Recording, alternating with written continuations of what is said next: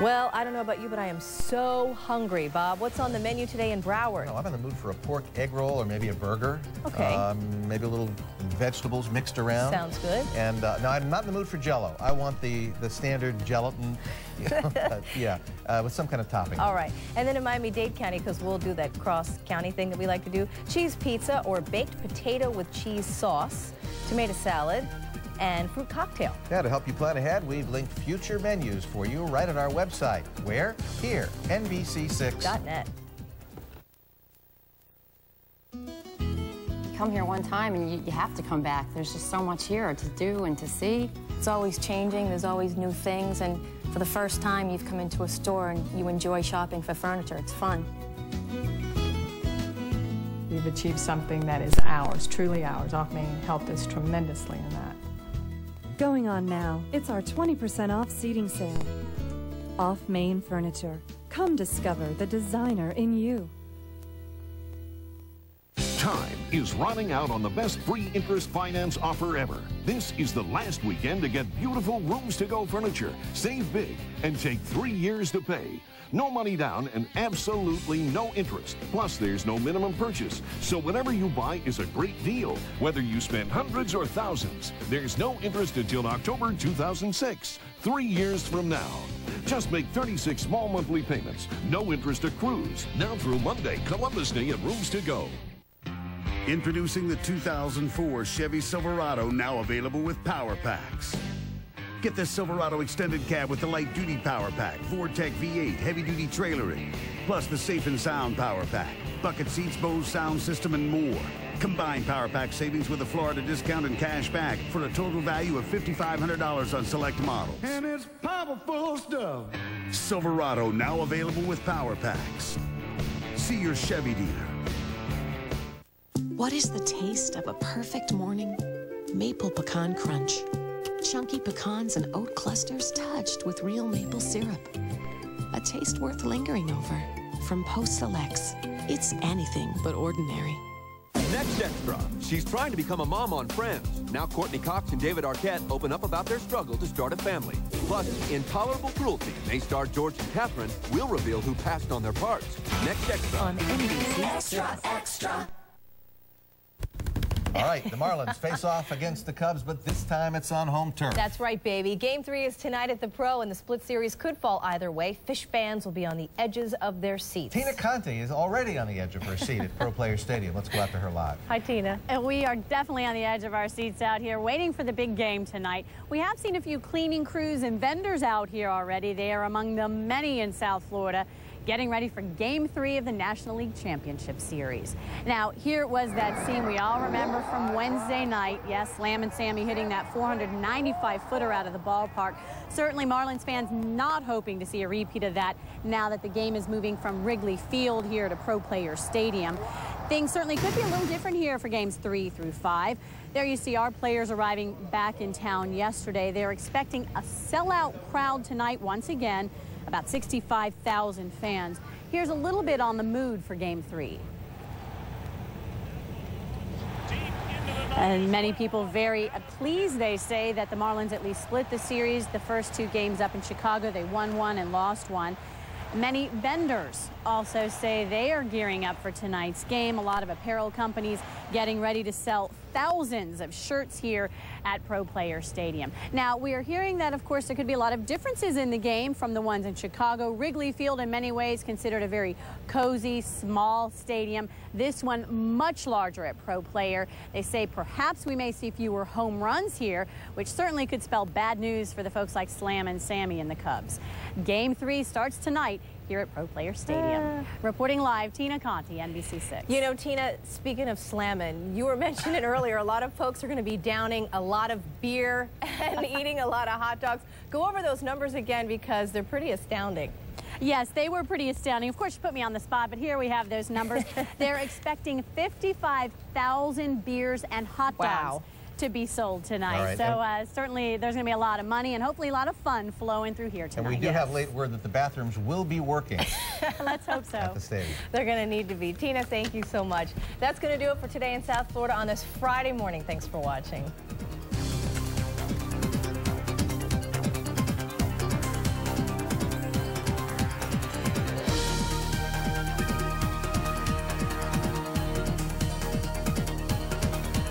First Alert Doppler 6 is brought to you by the Miccosukee Tribe of Indians of Florida. It's Fabulous Friday on NBC and your chance to see the show America's crazy about. No way. Way. Queer Eye for the Straight Guy. Then it's the show America's falling in love with, Alicia Silverstone in Mismatch. A special Queer Eye for the Straight Guy, followed by Mismatch. It all starts 8/7 Central, NBC tonight. Then it's the return of Law & Order SVU with a special Friday episode. You little freak. Law & Order SVU, NBC tonight, 10/9 Central. Our home furnishings are a reflection of who we are, our personal lifestyle. That's why Modern Age offers an enormous selection of styles and colors, from ultra-contemporary to traditional design. And Modern Age delivers. Whether you live around the corner or halfway around the world, we deliver fast. And when it's convenient for you, not for us. For options that really have your spirit, come to Modern Age. You'll find what you're looking for. Modern Age, where beautiful homes begin. At Joe DiMaggio Children's Hospital in Hollywood, we treat your children like our own. And your children deserve the very best. Joe DiMaggio Children's Hospital has been voted just that. Best hospital for pediatrics, providing our patients, your children, the very best. For a physician's referral, call 954-985-3450. We treat your children like our own. Joe DiMaggio Children's Hospital. So cool wind that blows in the soft morning light, with a taste of the town that moves you just right, and the treasures you'll find that surround you by day, all the good things in life that take you away. Go, go walk, everything you want to see. Go, go walk, let your style of life run free. Go, go walk, the heart and beat of the globe. Listen to Lonnie's forecast weekdays on 101.5 Light FM. Good morning. The case against Kobe, graphic testimony at the basketball star's preliminary hearing on rape charges. And the Nobel Peace Prize goes to a human rights activist from Iran. Keeping breast cancer from coming back, an exciting breakthrough could save thousands of lives today, Friday, October the 10th, 2003. From NBC News, this is Today with Katie Couric and Matt Lauer, live from Studio 1A in Rockefeller Plaza. And welcome to Today on this Friday morning, everyone. I'm Katie Couric. And I'm Lester Holt. Matt has the day off. The Pope was among those on the potential list for Nobel Prize winners, but it went to a woman from Iran, and that's got a lot of people surprised this morning. That's right. We're going to have more on her in just a few minutes, Lester. Meanwhile, here at home, a dramatic day in Eagle, Colorado.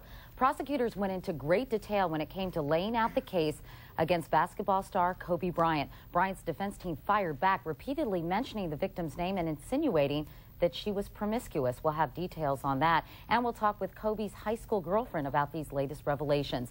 Then the Vatican came out strongly against the use of condoms in the fight against AIDS. What's that all about? We'll have a debate. We've heard of having a tiger in your tank, but how about your apartment? Right here in the Big Apple, one man had a 425-pound tiger, not to mention an alligator. He said he wanted to create his own Garden of Eden, even wanted to keep the critters once he was attacked by the tiger. He'll sit down in the studio with us for an interview to tell us all about it. Okay. Also, some big names coming up this morning. Dale Earnhardt Jr. will tell us about a special tribute to his dad, and George Clooney talks about his new movie, Intolerable Cruelty. But first, let's get a check of the top stories of the morning from Weekend Today's Campbell Brown, who's filling in this morning for Ann. Campbell, good morning. Good morning, Katie. Good morning, Lester. Good morning, everyone. Today, an Iranian human rights and democracy activist was named winner of this year's Nobel Peace Prize. Shireen Ebadi was honored for working for the rights of women and children.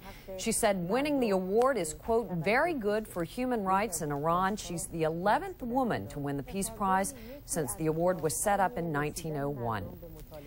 Kobe Bryant's preliminary hearing in Colorado resumes next week after a graphic day of testimony on Thursday. It's a hearing that will determine whether Bryant stands trial. More now from NBC's chief legal correspondent, Dan Abrams. For the first time, the evidence against Kobe Bryant presented in court and in graphic detail. Detective Doug Winters testified about his interview with a 19-year-old alleged victim, where she said Bryant bent her over a chair and raped her. She said it started with a tour of the hotel where she worked, that she then agreed to go back to Bryant's room and there, quote, he began kissing her mouth, kissing her neck, which she agreed to. She was fine with that. But she told Detective Winters it quickly turned violent, that he grabbed her neck, pushed her onto a chair, pulled up her dress, and assaulted her. Quote, he was controlling her. At one point, she stated no. She began crying. He stopped about 5 minutes later, only after she started prying his hands away from her neck, according to the woman. On cross-examination, Bryant's lawyers went on the offensive, trying to show that there were no significant bruises on the woman's body and no rape. Attorney Pamela Mackey shocked the courtroom with another possible explanation, asking, did the nurse also say that these recent injuries were consistent with a person who'd had sex with 3 different men in 3 previous days? That question led to a furious objection from prosecutors. The battle so fierce, the remainder of the hearing was postponed until next Wednesday. Dan Abrams, NBC News, Eagle, Colorado. 2 U.S. soldiers were killed during the night in Baghdad. They were ambushed while on routine patrol in the same neighborhood where Thursday's deadly car bomb exploded. 4 other soldiers were wounded in the ambush. Lawyers for sniper suspect Lee Malveaux say they're planning an insanity defense for their client. Details now from NBC's Pete Williams. The lawyers for Lee Boyd Malveaux, who was 17 at the time of the shooting, say they'll argue he was so dominated by the much older sniper defendant, John Muhammad, that he didn't know what he was doing last year when the fatal shots were fired. The degree of indoctrination is so significant in this case that we would be remiss in our responsibilities if we failed to put that issue forward for a jury to make a determination. To succeed, Malveaux's lawyers would have to convince the jury that he didn't know right from wrong at the time of the shootings or didn't understand the consequences of his actions. Prosecutors who've seen a mental health examiner's report on Malveaux say nothing in it suggests legal insanity. Nowhere in that report is there ever a mental disease or disorder that this defendant supposedly has. Malveaux's plans will have no legal effect on Muhammad, who's being tried separately. His lawyers have not suggested an insanity defense for him. Pete Williams, NBC News, Washington. The American League Championship Series between the Yankees and Red Sox is all even this morning. Last night, Nick Johnson's second inning home run helped lead New York to a 6-2 win over the Red Sox, tying the series at 1 game each. Game 3 tomorrow in Boston.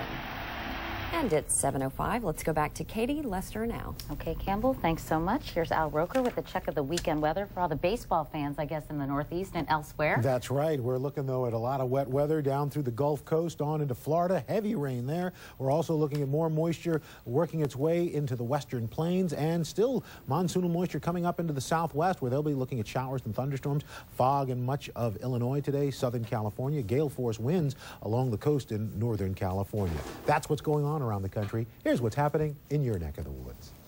Thanks very much. Yeah, well, this is what it looks like right here from our Eastern Financial camera. Some pretty colors as we're having a pretty nice looking sunrise, but more clouds out there today than we had yesterday or the day before. And it's going to be part of my forecast. Let's pull up first alert Doppler 6. A few little showers here lingering off the beaches. Not a super wet system out there. If you take a look at it, that's about all. The forecast shapes up like this. 10% chance that someone is getting rained on this morning, but not a big chance at all. Otherwise, nice, but added clouds today, more than we saw yesterday. Weather. Katie? All right, Al, thanks so much. On Close Up this morning, the case against Kobe Bryant. As we've been reporting, the preliminary hearing on sexual assault charges against the NBA star produced fireworks on Thursday. Attorneys and NBC News analysts Ricky Kleeman and Roy Black are following the case. Good morning to both of you.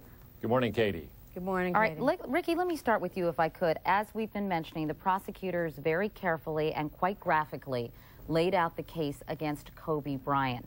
From what you've read and what you heard was conducted at the preliminary hearing, how strong a case is this in your view? I think it is a strong case, and I think that it surprised a lot of people how strong the case was. You have a terribly sordid story of a young woman who obviously is impressionable, was attracted to him, but who is bent over a chair, taken from behind, a very degrading thing to do to a woman if she is believed. And then later, asked to perform oral sex against her will. She says she's fearful. There are alleged injuries. These are lacerations to the vaginal area, a bruise to the jaw. You have a bellman that she allegedly tells right after it occurs. I think the case looks strong, and I think it does not look the way we expected it to look for Kobe Bryant. Roy Black is a defense attorney. What holes do you see in this case that you believe the defense will capitalize on? Well, Katie, the most important thing that I saw yesterday, of course, or didn't see, is that according to her testimony, he's controlling her by holding her around the neck in almost a stranglehold. Not strangling her, but certainly holding her there. And this is a very powerful young man who plays basketball for a living with large, powerful hands. Yet the detective testified not only are there no bruises on the necks, but not even any red marks. One would certainly expect something like that.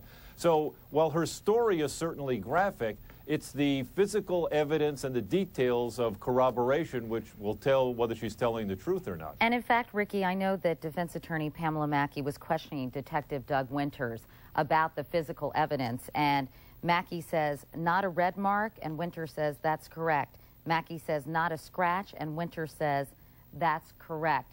What about Roy's point that the physical evidence doesn't seem to be that overwhelming? And I guess there was a dime-sized bruise on her jaw that I guess that the defense attorneys were kind of dismissing in a way? Well, the defense did a good job in that cross-examination. Pamela Mackey is a very good lawyer, and she wants to do what a lawyer should do, which is to say, hey, look, if this was so much force, I mean, obviously, wouldn't we see more injuries? Well, Katie, we all know that there is force and there is force. And this was a woman who said that she was held down and felt that she was acting against her will. The reality is, in Colorado, as everywhere, but particularly in Colorado, no means no. If she is afraid of this big, powerful man, and she tells this story, which really is so humiliating to a woman, it may not matter if these bruises are not so great. You know, there was a time of life, long before the women's movement, when you had to have the kind of corroboration that Roy is asking for. That is not so anymore. Roy, doesn't no mean no, regardless of the fact that she actually went to his room, regardless of the fact that she said it was okay for her to kiss him, to kiss her and her neck, that she wanted it stopped and he did not stop? Yes, theoretically, that's exactly so. And, of course, Ricky's lecture on the history of sexuality in the law is correct as well. But Kobe Bryant's defense is not that she said no, and I thought she said yes. His defense is that she consented to have sex. So remember, there are two stories about... That's the same thing, Roy. He thought... NBC and your chance to see the show America's crazy about. No way. Way. Queer Eye for the Straight Guy. Then it's the show America's falling in love with. Alicia Silverstone in Mismatch. A special Queer Eye for the Straight Guy, followed by Mismatch. It all starts 8/7 Central, NBC tonight. There's a kind of brush all over the pearls tonight. When a man loves another, can't keep his mind on nothing else. Just a little bit. R-E-S-P-E-C-T. You can drink some greasy tea. R-E-S-P-E-C-T. Sock it to me, sock it to me, sock it to me, sock it to me, sock it to me, sock it to me, sock it to me, sock it to me.